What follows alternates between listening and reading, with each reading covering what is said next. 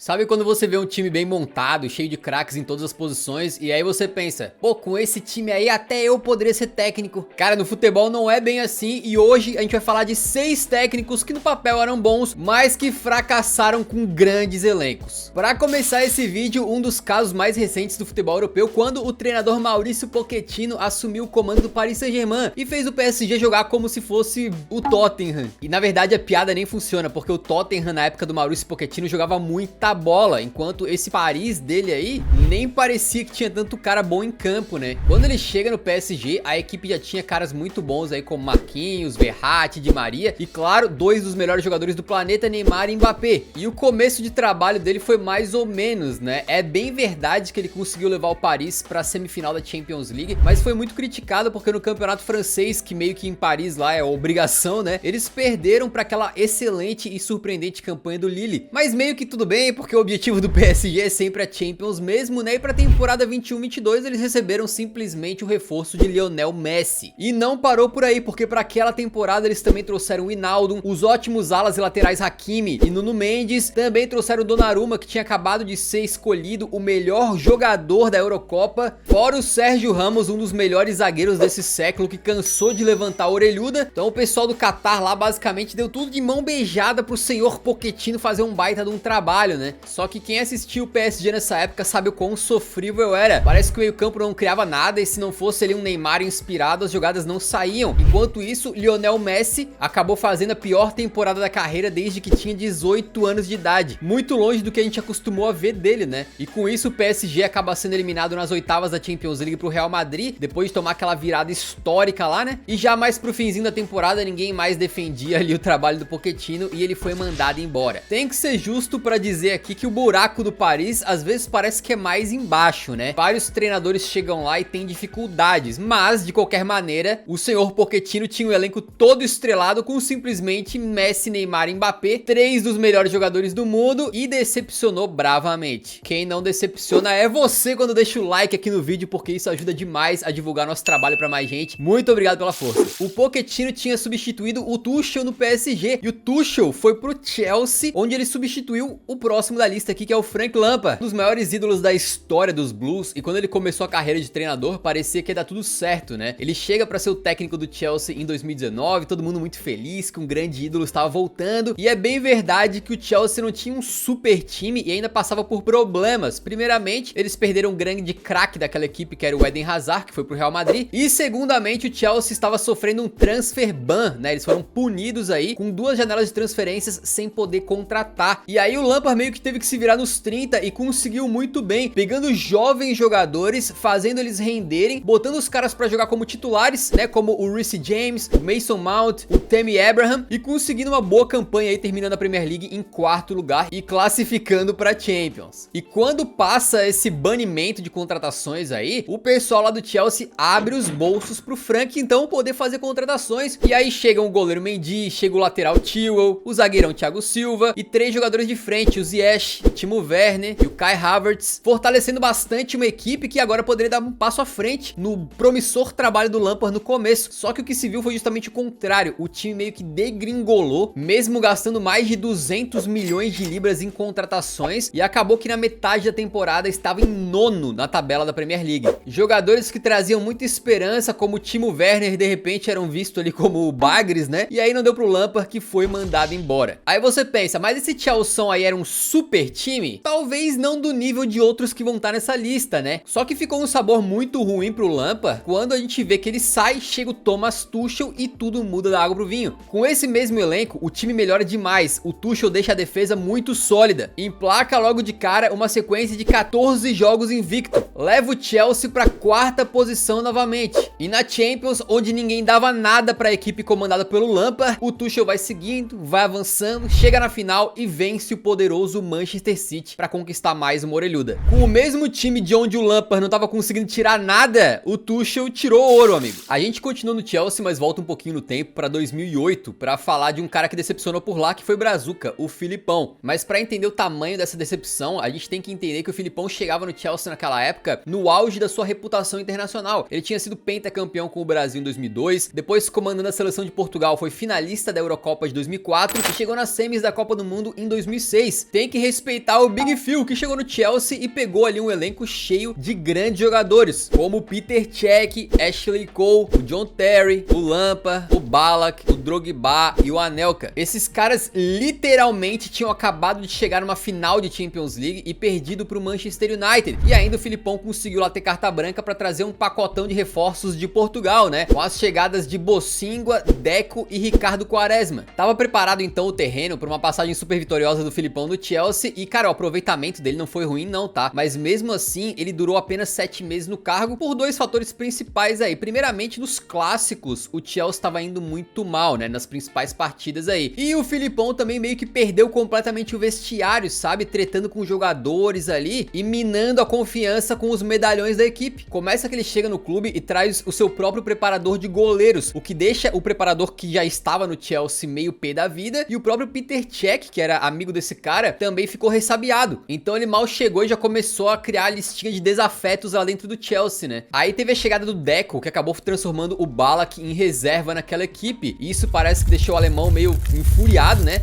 Disse que ele sequer trocava ideia com o Filipão e ignorava o técnico na cara dura. E o pior, na época o Ballack era super amigaço do Roman Abramovich, que era o dono do Chelsea, pra jantar com o cara e tudo. Então imagina quanto que o Ballack não ficava falando mal do Filipão por trás, velho. E pra botar a cereja nesse bolo de desgraça aí, teve mais uma treta com um dos principais jogadores do Chelsea, que era o Drogba, que tava com um problema no joelho e por isso acabou virando reserva, o que deixou, obviamente, o cara bem triste. Foi nessa época, por exemplo, que o Filipão teve a ideia de mandar o Drogba pra Inter de Milão numa troca com o Adriano Imperador, amigo. Mas diz a lenda que depois o Mourinho mudou de ideia e não quis, né, se livrar do Imperador mais. E com isso tudo, o Scolari foi mandado embora então, e fica também mais um sabor negativo aí, porque o cara que veio depois conseguiu fazer um grande trabalho. O Gus Hiddink assinou como técnico interino, deu uma outra cara pra equipe, perdeu apenas um jogo na sua passagem por lá, chegou nas semis da Champions League sendo eliminado só pra aquele polêmico jogo do Iniestaço e de quebra venceu a Copa da Inglaterra. Então talvez um pouquinho menos briguento e a história do Filipão no Chelsea poderia ter sido outra, né? Numa realidade paralela, o Filipão virou o Sir Alex Ferguson do Chelsea com o Adriano Imperador de camisa 9. E de um brazuca a gente vai para um Tuga falar do Carlos Queiroz no Real Madrid. Ele foi assistente do Sir Alex Ferguson lá no Manchester United, né? E pelo bom trabalho acabou sendo cotado e conseguiu o cargo de técnico do Real Madrid lá em 2003. E quando ele chega, cara, o elenco do Real Madrid era aquele, tá? Estreladaço, os caras tinham ganhado a Champions 2 temporadas antes. Tinha Cacilhas, Roberto Carlos, Makelele, o Figo, o Zidane, o Raul, o Ronaldo Fenômeno e aquela contratação bombástica da temporada que foi o David Beckham. O começo do português lá não foi ruim, né? E ele tinha conseguido avançar na Champions League e chegar na liderança do Campeonato Espanhol ali pelo meio da temporada. Só que os problemas já começavam internamente. Diz a lenda que o Florentino Pérez queria no Carlos Queiroz um cara capaz de gerenciar as estrelas do elenco, mas ao mesmo tempo ali dar força, dar moral pros jovens. Só que isso acabou gerando meio que um desequilíbrio na equipe, que do meio pra frente era meio que uma potência e do meio pra trás, digamos que nem tanto, especialmente com a saída do Makelele, que era um volante ali, um meio campista que segurava muito a bomba lá atrás, né? Em determinado momento o Real Madrid de Queiroz tinha 8 pontos de vantagem na liderança de La Liga e de repente começou a tudo desmoronar. O Real perde a final da Copa do Rei pro Zaragoza, cai nas quartas da Champions pro Mônaco com um gol do Morientes, que era jogador do Real emprestado pro Mônaco, e o pior de tudo talvez tenha sido a campanha em La Liga. Aquela distância que eles tinham na liderança acabou diminuindo e diminuindo, até que culminou com um dos piores momentos do Real Madrid na história do Campeonato Espanhol, perdendo 5 jogos consecutivos na reta final e terminando aquela campanha em 4º lugar, amigo. Contratado para gerir bem os talentos e as promessas, né, o Carlos Queiroz acabou não conseguindo nenhum dos dois, claramente na reta final perdeu a mão da equipe, né, e foi mandado embora depois de fracassar com um dos melhores, pelo menos no papel, né, elencos que a gente já viu nas décadas recentes. E o pior é que ele não foi o único a decepcionar com esse elenco aí, né? O próximo da lista também é brasileiro e é o Pofechou Vanderlei Luxemburgo. Cara, a verdade é que lidar com um time cheio de estrelas assim não é muito fácil não, tá? O Real Madrid tentou depois com outros treinadores também, o Camacho e o Mariano Garcia Ramon, e ambos aí também não tiveram sucesso, né, com essa equipe, até que então eles resolveram contratar o Luxemburgo pro ano que começava ali em 2005. E o mesmo problema de quase todos voltou a se repetir, né? O Luxemburgo meio que perdeu o vestiário vestiário e também o apoio da torcida. Em fevereiro, naquela Champions, o Real Madrid ganha da Juventus por 1 a 0 no jogo de ida das oitavas. Tudo perfeito, né? Mas nem tanto, porque o Luxemburgo tirou o Ronaldo de campo no finalzinho daquele jogo e a torcida não gostou nada disso. E aí no jogo de volta tava 0 a 0 classificando o time de Madrid, quando o Lucha resolve então sacar o Zidane da equipe. Literalmente 1 minuto depois da saída do Zidane, a Juventus marca um gol, leva o jogo pra prorrogação, marca o segundo, garante 2 a 0 e elimina o Real Madrid. E a partir daí, e logo no começo da sua passagem, né, meio que o Luxemburgo perdeu a confiança de geral. Diz a lenda inclusive que o Zidane falou poucas e boas pra ele lá no vestiário. E aí depois chegaram até mais reforços, né, o Júlio Batista, que era uma grande promessa, o Sérgio Ramos, que o Lucha se gaba bastante de ser ele o responsável por ter trocado o Ramos da lateral pra zaga, né, mas não foram o suficiente pro time deslanchar de vez. E ele ainda ficou alguns meses lá, onde parece que tretou com o Figo e até se desentendeu com o presidente. E aí a demissão do Luxemburgo veio então depois de uma vitória. Exatamente, o Real Madrid bate o Getafe por 1 a 0, mas ele tira o Ronaldo de campo e é vaiado pela torcida. E diz a lenda que o Florentino Pérez também não gostou. E aí era fim de papo pro Luxemburgo lá em Madrid. Curioso, porque o Luxemburgo às vezes estava poupando suas estrelas, né, tentando fechar mais a casinha, como nesse jogo contra o Getafe, onde eles estavam jogando com 1 a menos, mas o Florentino Pérez não queria nem saber não, né, e parece que ele disse o seguinte: aqui não se pode fazer isso, tem que dar espetáculo, a torcida gosta de espetáculo. Pra encerrar aqui, a gente pode falar de mais um treinador que fracassou com um baita de um Real Madrid nas mãos, mas calma que dessa vez a gente avança no tempo, não é mais aquela equipe dos Galácticos lá não, mas é o caso do Rafa Benítez, ele que ficou conhecido por treinar o Liverpool por muito tempo, né, ganhou a chance de ser o treinador do Real Madrid na temporada 2015-16, quando ele chegava um aninho depois deles terem conquistado a Champions League com o Carlo Ancelotti e com o elenco pra lá de estrelado, né? Era Keylor Navas, Sérgio Ramos, Varane, Marcelo, Toni Kroos, Modric e o famoso trio Bale, Benzema e Cristiano Ronaldo. Ainda que alguns jogadores nessa época não tinham o tamanho que eles têm hoje, né? Mesmo assim era um elenco muito qualificado e pronto ali pra empilhar taças. Na época, uma primeira mudança que ele fez, que muita gente não gostou, foi dar um pouco mais de consistência no meio campo, né? Sacando ali geralmente o titular, que era o James Rodrigues, e colocando o Casemiro. O que hoje a gente vê que foi um baita acerto, mas meio que não funcionou logo de cara. E o desempenho do time não tava legal, né? Eles estavam em terceiro em La Liga, considerando aí que tinham tomado um 4 a 0 do Barcelona dentro do Bernabéu. Também teve aquela pataquada da eliminação do Real Madrid na Copa do Rei, por ter escalado o Cheryshev de modo irregular, né? Ele deveria cumprir suspensão e jogou, meteu gol, e aí depois o Real Madrid foi eliminado, e meio que tipo, isso não foi culpa do Rafa Benítez, mas, cara, acaba contribuindo pro ambiente ruim, né? E aí tinha muitos rumores de que o Rafa Benítez tinha tretado com o Cristiano Ronaldo, e alguns jogadores meio que não respeitavam ele, e aí depois de meia temporada ali, bem decepcionante, ele foi mandado embora do comando do Real Madrid. E assim como outros casos dessa lista, o trabalho dele acaba ficando pior ainda, em termos históricos, quando a gente percebe que depois chegou o Zidane. E aí o Zidane muda completamente a equipe, acaba conseguindo consolidar o Casemiro naquele meio campo, né? Um baita acerto, e leva pra casa não só a Champions League daquela temporada, como mais 2 em sequência, mostrando o que aquele elenco era capaz de fazer, mas que o Benítez não conseguiu. Se você chegou até aqui, deixa o like antes de sair, que ajuda muito o canal, e nos vemos no próximo vídeo então. Um grande abraço,